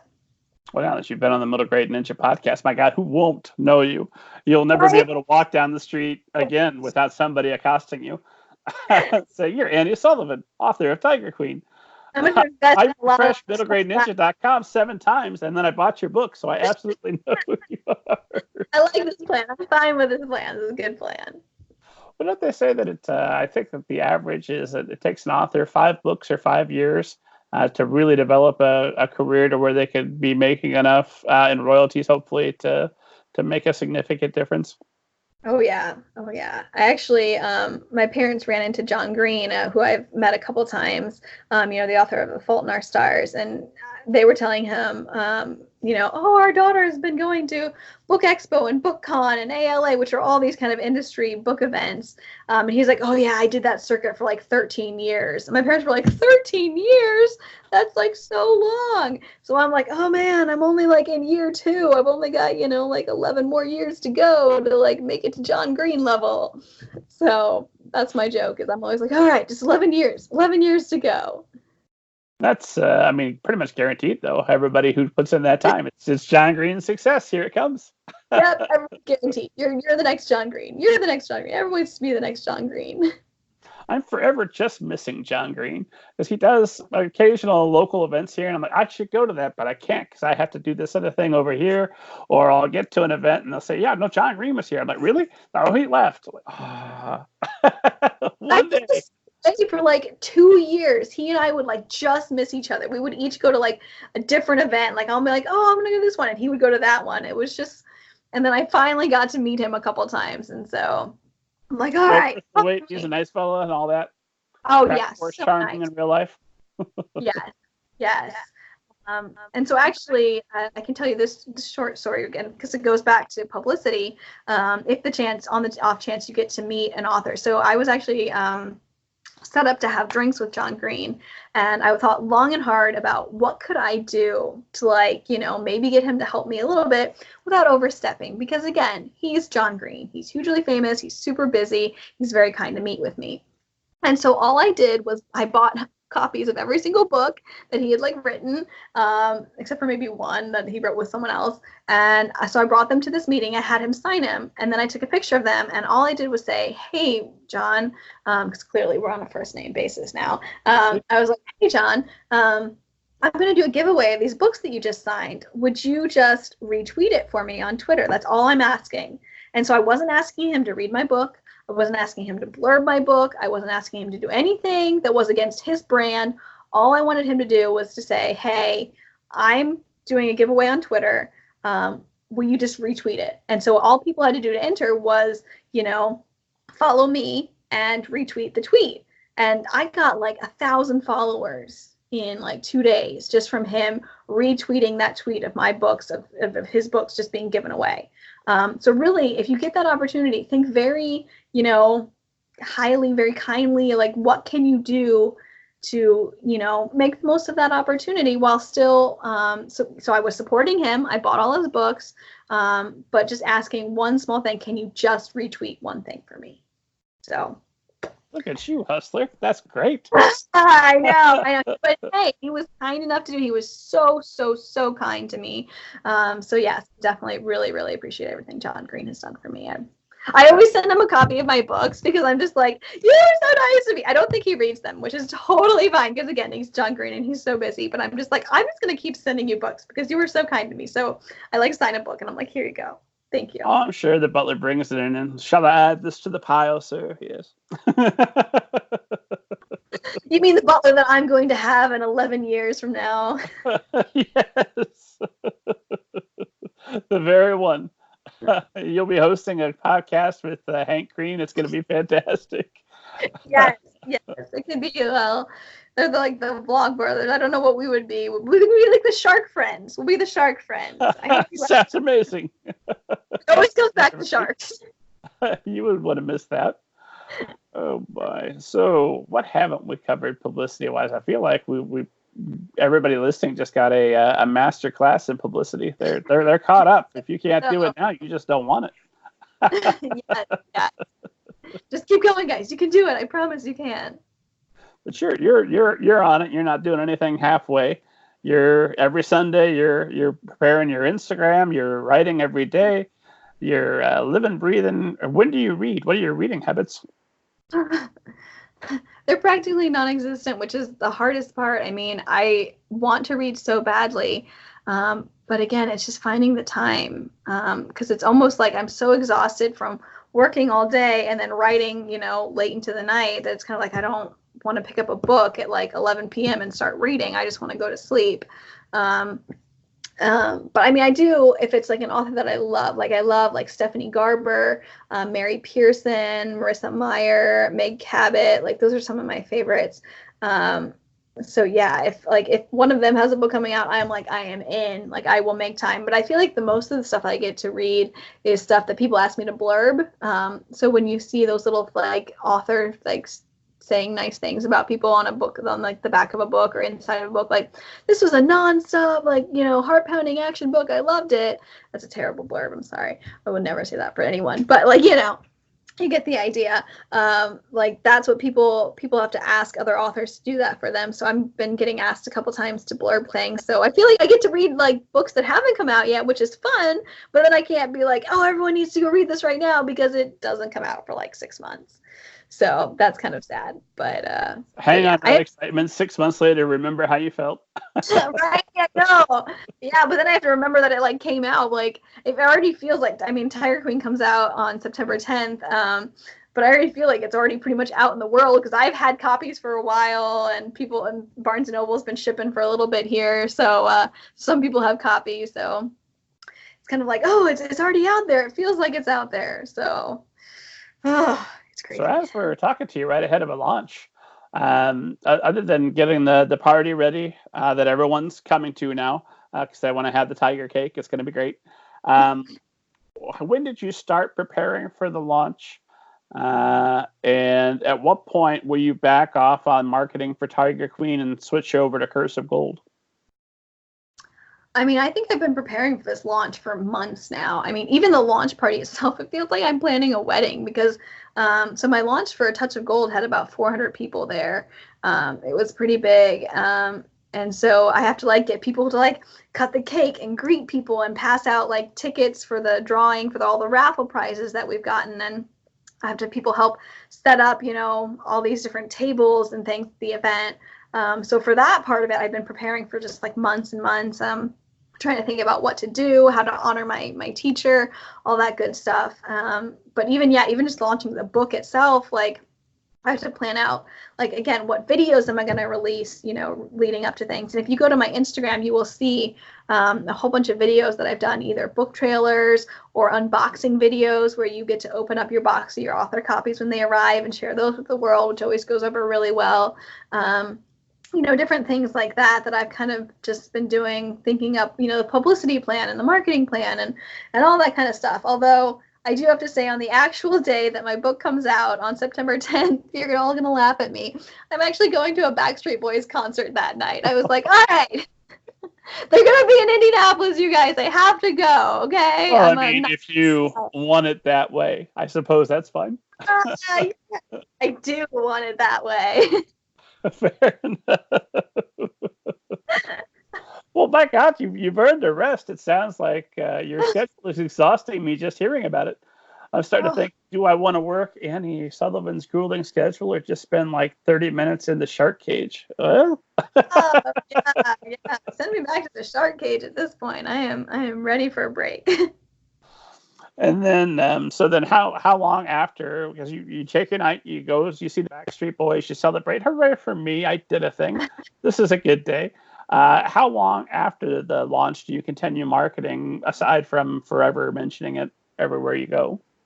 Yeah, I kind of, like, you did ask me, when do I kind of cut off marketing? And I've kind of cut it off a little bit right now, since we're only like 4 days out. It's kind of like, I'm kind of letting it happen naturally, since there are some copies that are leaking out there and it's getting pretty good early reviews.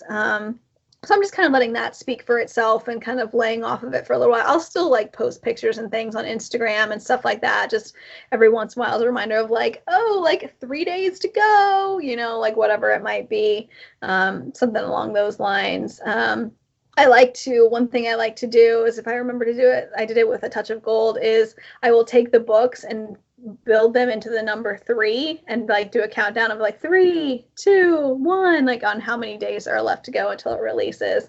So I like that. But so, and the hard thing is Monday. So like the book comes out September 10th, September 9th, I get edits back for A Curse of Gold, which again, we said comes out in 2020. So it's kind of like, I don't have a ton of time to celebrate because I will be editing my next book. So it's kind of like, all right, you jump from one to the next, and you go to the Backstreet Boys concert in between. Hooray! Hooray! And then started thinking about book number 4. I know. Just trying to figure that one out right now. So we'll see what happens there.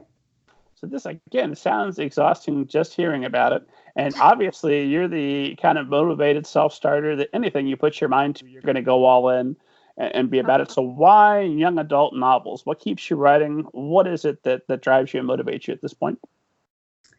I love young adult. It's just such a special time in someone's life. Like, you're really coming into your own and you're really forming who you're going to be as an adult. And I love that young adult books can still tackle adult issues, but you can do it with, like goblins and dragons and castles included, and that's why I love the fantasy aspect of it. In Tiger Queen, she deals with the difficult family relationships, with secrets, with losing her mom and trying to keep a promise to her mom, and trying to like be this strong character while realizing, hey, maybe it's okay to ask for help, to be that kind of person. And in A Touch of Gold, Princess Cora basically has anxiety, almost like PTSD after being turned to gold. She has a fear of gold. And so it's kind of, yeah, exactly.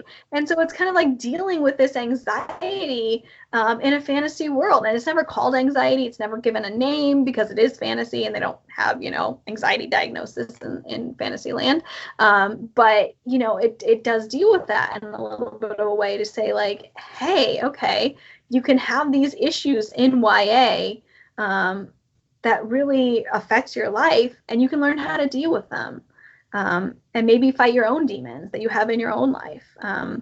So that's why I love writing YA, and because it's just such a fun genre of really coming of age and finding out who you are. Was there a book that did that for you that you clearly remember that finally turned your head and said, oh, if that has that kind of power, I want to do that? I always loved Madeleine L'Engle growing up, A Wrinkle in Time. That was just such a fun book for me. I loved reading all of her stuff. Anything Meg Cabot. Meg Cabot's voice is just amazing. She's very stream of conscious type of writing, of just the characters leaps off the page, and I love that. And I'm just kind of like, oh yeah, I wanna do that too. I wanna write stories that excite people and help them deal with things, but are still fun adventures. Annie, we are coming toward the end of our time. It always flies by so fast. I know, I can't believe it. I've got all the questions that I could have and should have asked that I just didn't think to ask because we spent so much time talking shark movies, but I regret nothing. That was fun. If there was one bit of advice, if you could go back and give to young Annie 8 years ago and say, hey, do this thing, this will make a huge difference, what would that bit of advice be? I think it would be believe in yourself and don't give up, because I won't lie, there were a lot of times I wanted to give up.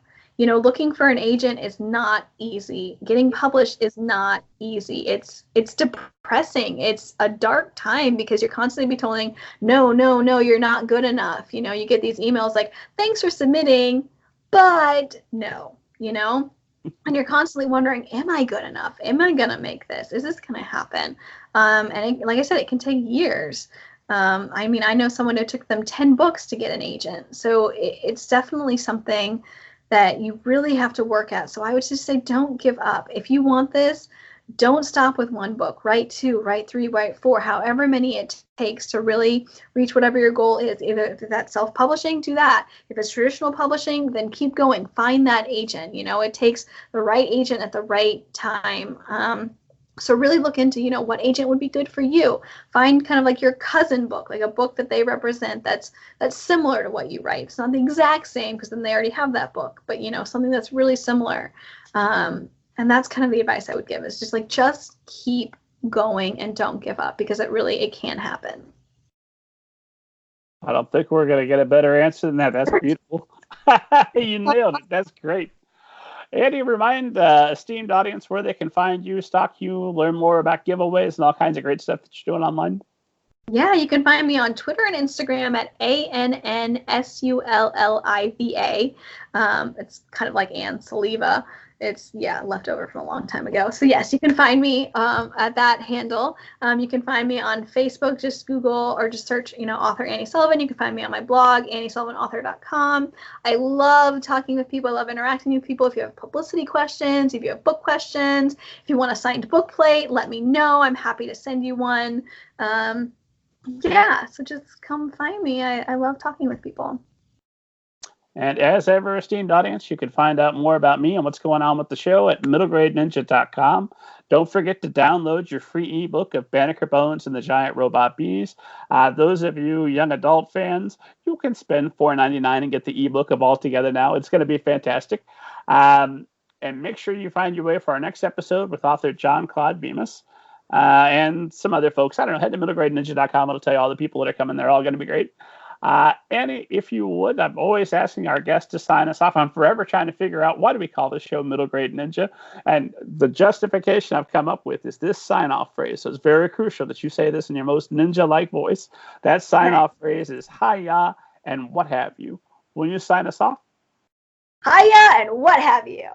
Perfect.